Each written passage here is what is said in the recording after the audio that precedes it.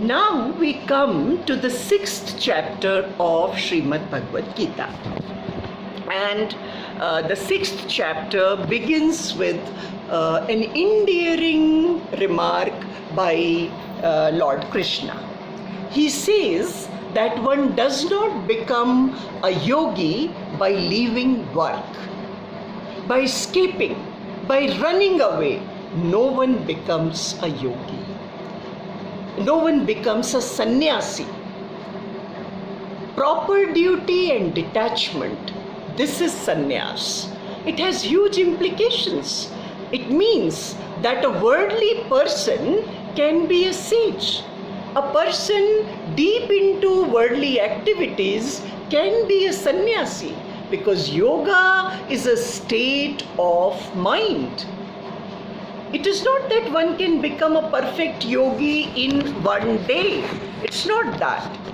There are stages, and one can become a yogi slowly, step by step, one stage after another, with selflessness and detachment.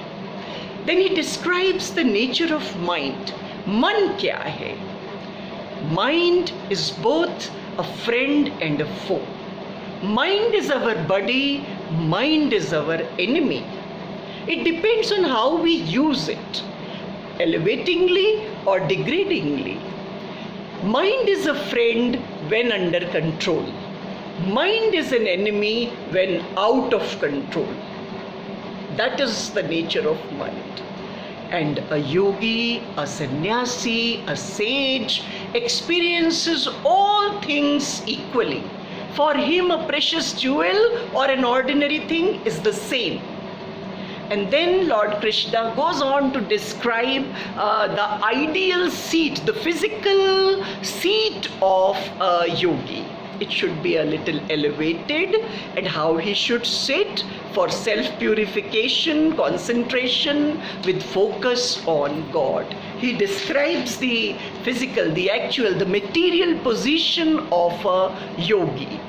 Yoga is not for a person of excesses. 6.70.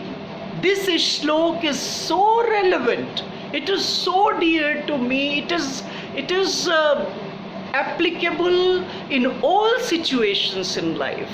As we go through life, as we experience joys and troubles and challenges and happiness, everything, this is to be remembered.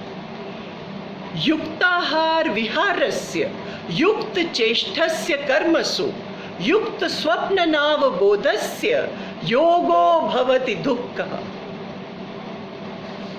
Practicing yoga will vanquish, practicing yoga will erase the troubles of one who performs his duties diligently and who is disciplined and balanced in his eating, sleeping, and waking hours. Eating, sleeping, and waking hours. Balanced. One has to be balanced. Excessive fasting, gluttony, both are wrong. Excessive eating is wrong, excessive fasting is also wrong. Balanced diet. Then sleeping and waking hours. Balanced. This is 11 बज रहा है, 12 बज रहा है, 1 बज रहा है, 2 बज रहा है, बिल्कुल निशाचर की तरह, कुछ समझ ही नहीं आ रहा है क्या हो रहा है. That is not the way. That is not the way. One has to be balanced in sleeping and in waking hours. Then he describes the mind of a yogi, such a simile.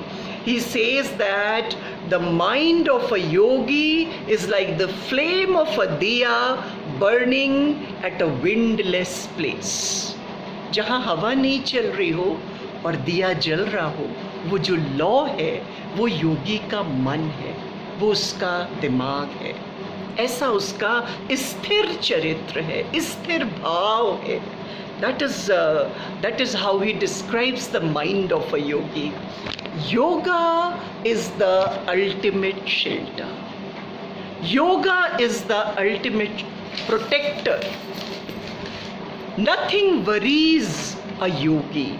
Nothing troubles a yogi. That is what Lord Krishna says. And then you see, with determined practice, constant practice, we can achieve that state of mind. Which is state of mind? Where there is no mental activity. That is state of mind. Then the mind wanders, we have to pull it back. We have to bring it back. We have to keep trying. And then Lord Krishna says that God is there in all beings. God is there in all that is manifest. ध्यान देने की बात है, ये ध्यान देने की बात है. All your caste, creed, race, gender, region, all go in one word of Lord Krishna. Even trees and rivers and oceans and all animate and inanimate objects, जो भी कुछ दिख रहा है, सब में भगवान है. जैसे कहते हैं ना कि मतलब यहाँ तो सबकी पूजा होती है, हर चीज की पूजा होती है. हाँ, होती है. यहाँ हर चीज की पूजा होती है. Because God is present in everyone. God is present in all animate and inanimate objects. दूसरे की तकलीफ हमारी. That is how it goes. And it is, you see, in one word, Lord Krishna erases all barriers, all social evils of caste, creed, culture, religion, gender, race, so many things. Ultimately, everyone has God in him or her. All things have God, all things have divine presence.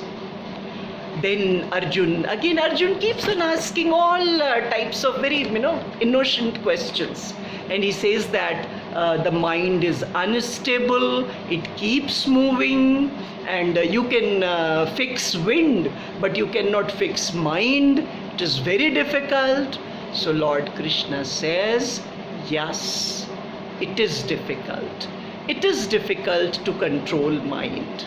With practice and detachment, we can do it. We should always try. Then Arjun again asks a very relevant question.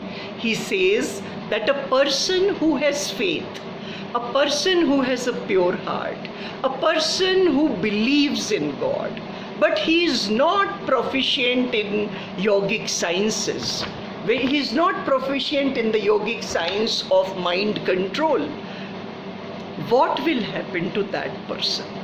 उस इंसान का क्या होगा? And the answer is so reassuring. A pure heart has nothing to bother. A pure heart has nothing to bother.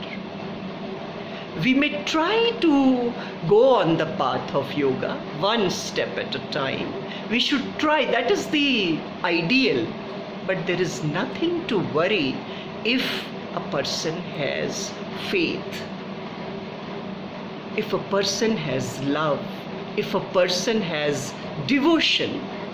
There is nothing to worry. That is what Lord Krishna says, and that is the universal truth. The whole chapter is wrapped in love. The whole chapter is wrapped in humanity. He has given universal concepts in this chapter. The pure one should not bother. A devotee should continue on the path of yoga, should strive and practice and lead a happy life.